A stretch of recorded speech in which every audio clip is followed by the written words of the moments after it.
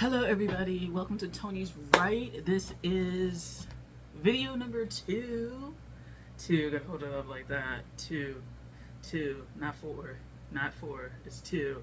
So this is video number two, and this is why I decided to get in MFA. Now, I did mention this when I did the intro video for the channel, and I stopped myself basically because I was like, this is going to be a terribly long intro video to the channel. Let me not do that and let me go forward and make another video and explain it. So I am pursuing an MFA. I am a first semester, fall semester MFA student. I will be completing the program in 2026, spring 2026, if everything goes to plan. My educational background is I have a bachelor's in history, and then I went to school, attempted to do other programs and blah blah blah. I attempted to do graphic design one time, attempted to do geography one time. Eventually I went back to school for pharmacy technician, which was like an educational program, and earned a certification once I got my took my tests and stuff like that. And then I went to school for massage, wrapped that up, and now I'm in an MFA program. So I have done quite a few different careers.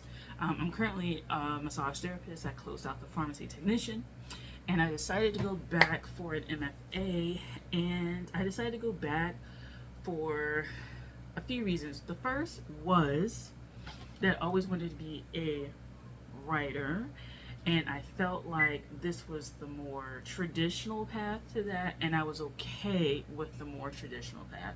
A lot of people, say you don't have to go to school to do a lot of things, and writing is one of those things that you do not have to go pursue higher education for. You don't need to go to college for it.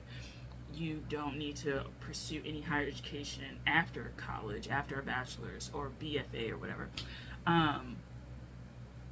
You don't have to do any of that, but I decided to because I knew that the traditional route fed something within me. I like obtaining degrees. I feel like degree programs are really good if you're someone who's okay with a goal at the end being something. And what I mean by that is you're working towards a goal for 3 years, 2 years, 4 years, PhD 5 to 7, 8, 9, 10 years, and you can stick in there. I think it says a lot about a person being able to stick through something for that long, just because I feel like the average person isn't really able to do anything longer than a year anymore. The older generations, the fact that they could do careers for 10, 20, 30 years blows my mind. But I knew that I wanted to stick through something for a certain amount of time, certain amount of years, and then obtain a degree after that.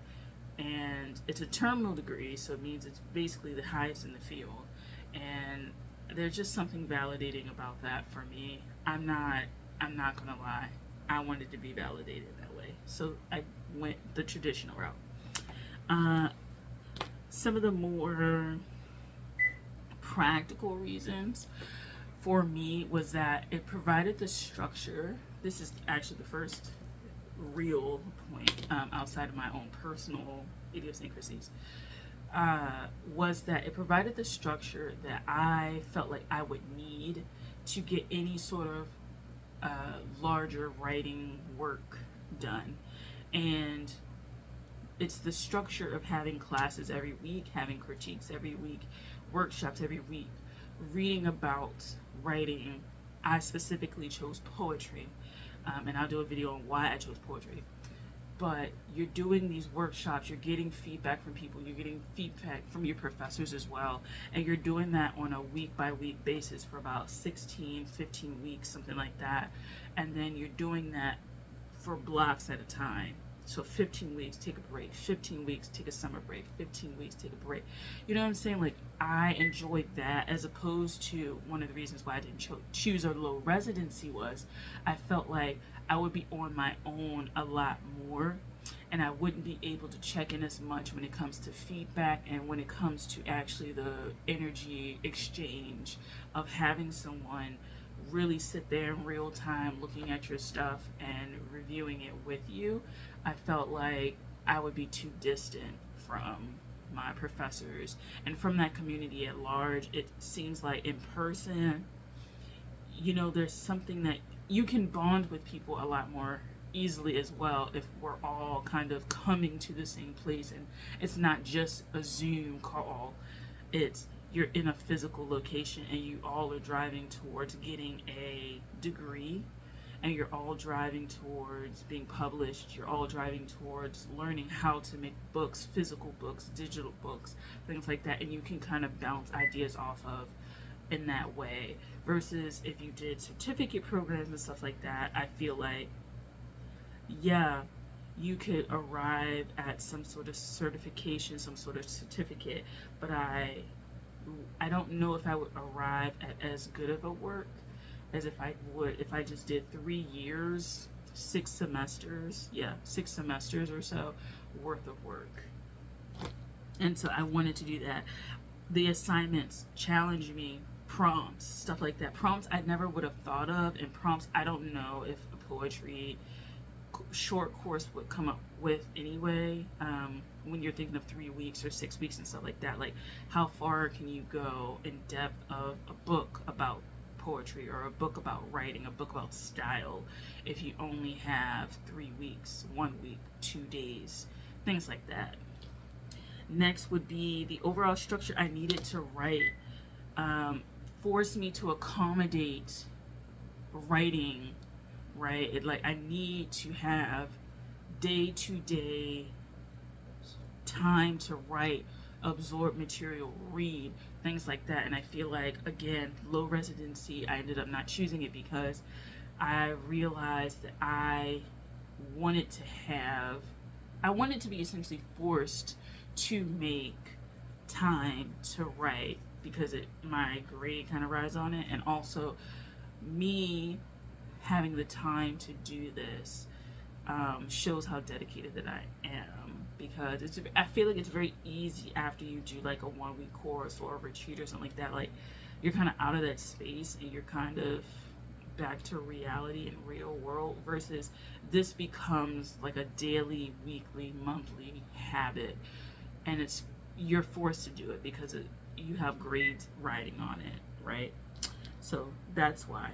The second main reason is mentorship access. I wanted to make sure that I had access to people outside of the classroom and wanted to be able to talk to them outside of the classroom. I wanted to be able to also kind of follow what they were doing when they got published, when they wrote articles, got awarded, things like that. I wanted to kind of, I guess, have an intimacy that I had in college, because my program at the college I went to, it was only like 6 of us that graduated, and so in general the courses, unless they were general ed, were about 7 or 8 of us, if that.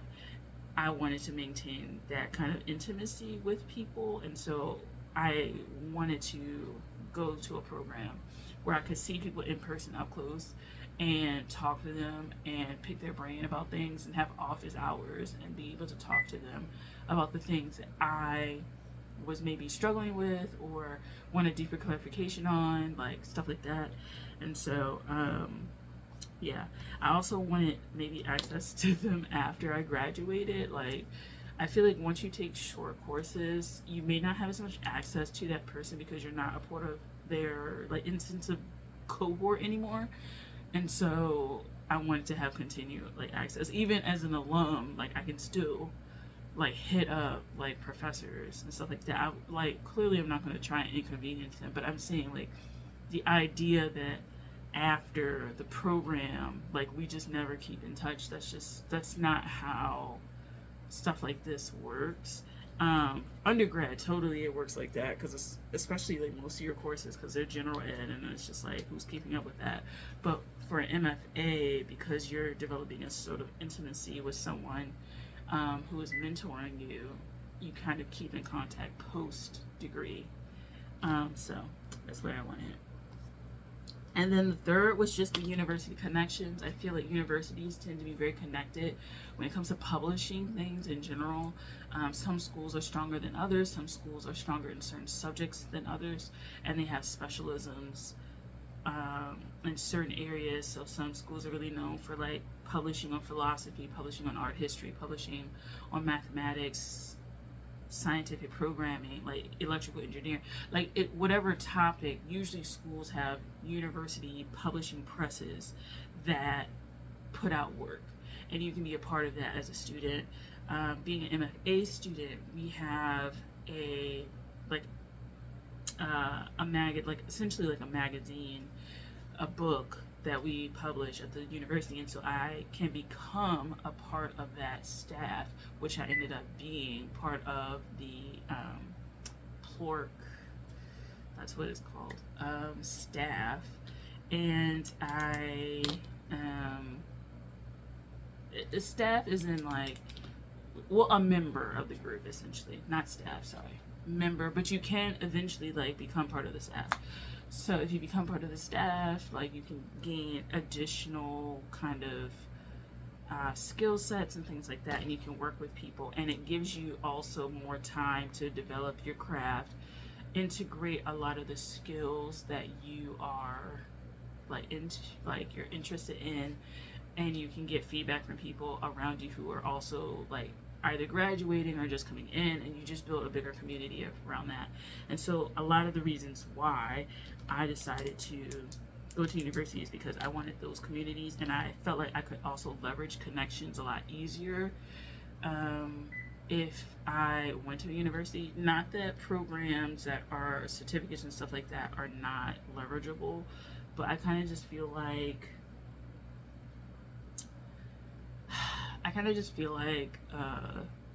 universities are just generally well connected.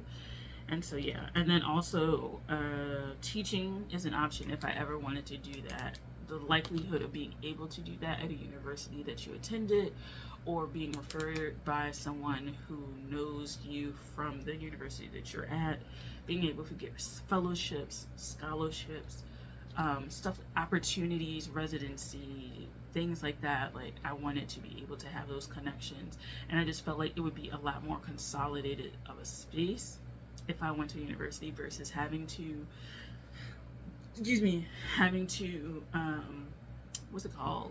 to kind of search for all of these things on my own. Usually there's newsletters, things like that that are kind of automatically given, and I am okay with that fast track convenient service. But yeah, so these are the reasons why I chose an MFA. I will be doing why I chose poetry. I gotta write that down. I chose poetry and why not to get an MFA. But yeah, so thank you for watching. I'll talk to you guys later. Take care. Bye.